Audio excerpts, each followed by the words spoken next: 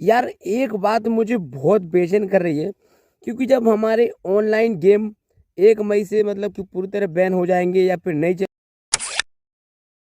चलेंगे, तो मैं ये सोच रहा हूँ कि भाई जब जिसमें पैसा लगता है वो चीज़ बंद कर रहे हैं, तो भाई ट्रेडिंग में भी तो भाई पैसा लगता है, क्या ट्रेडिंग बंद होगी या नहीं होगी? तो ये चीज़ें हम इसी वीडियो में बात करने वाले हैं, क्या भाई ट्रेडिंग पे क्या असर पड़ेगा। क्योंकि भाई हम किसी भी गेमिंग में खेलते हैं तो उसमें पैसा इन्वॉल्व होता है। तो इसी हिसाब से मैंने सोचा कि भाई क्या ट्रेडिंग भी बंद हो जाएगी नहीं हो जाएगी। तो मैंने कुछ रिसर्च किया, तो जो रिजल्ट निकल के आया वो मैं आपको सामने मतलब कि पेश कर रहा हूँ। क्या ट्रेडिंग ऐप्स भी बंद होंगे या नहीं होगी, क्योंकि ट्रेडिंग में भी तो पैसा लगता है।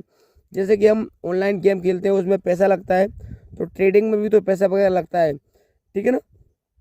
देखो, जब 1 मई 2026 से होने वाले ऑनलाइन गेमिंग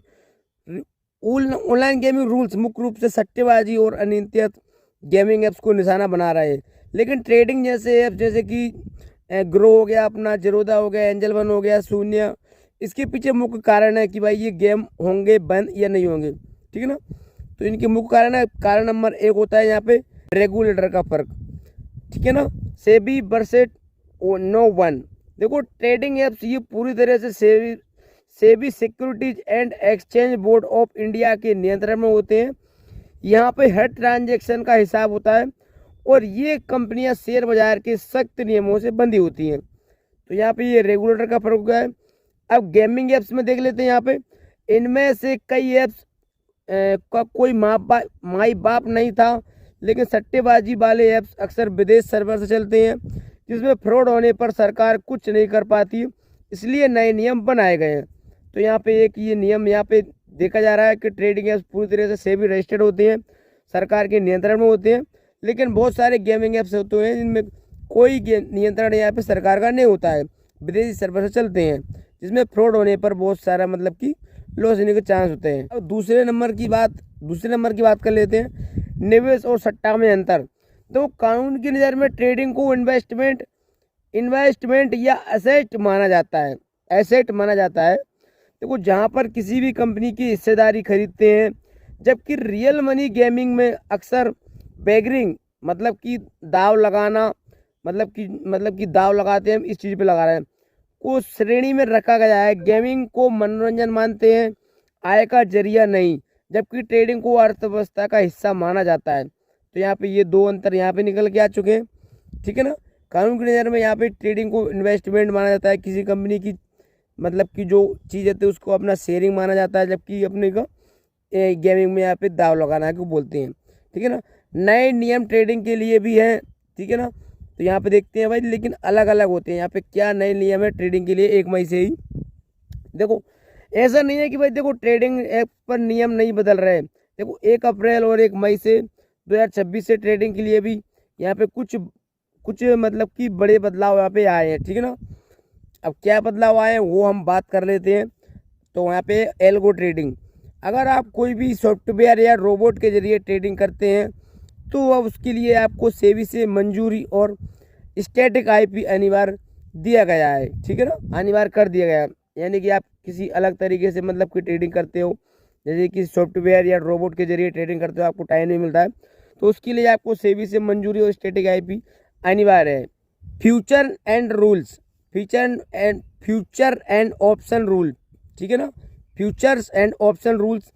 देखो, फ्यूचर एंड ऑप्शन में घाटे को कम करने के लिए मार्जिन के नियम और सख्त कर दिए गए हैं।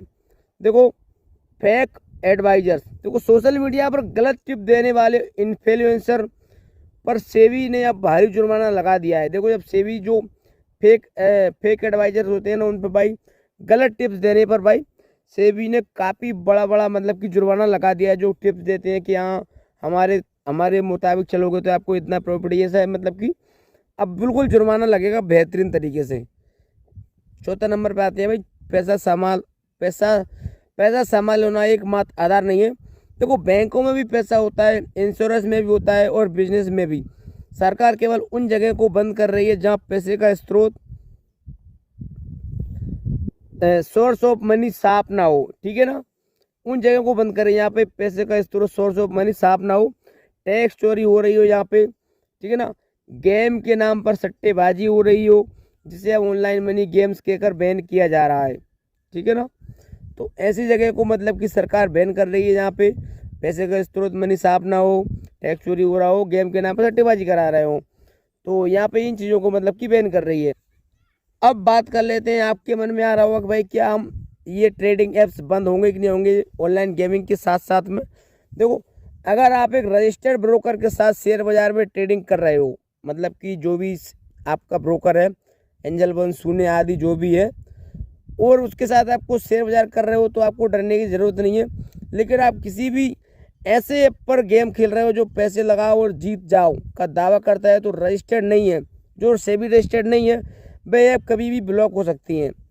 ठीक है ना। तो ऐसी चीज़ों का ध्यान रखना है।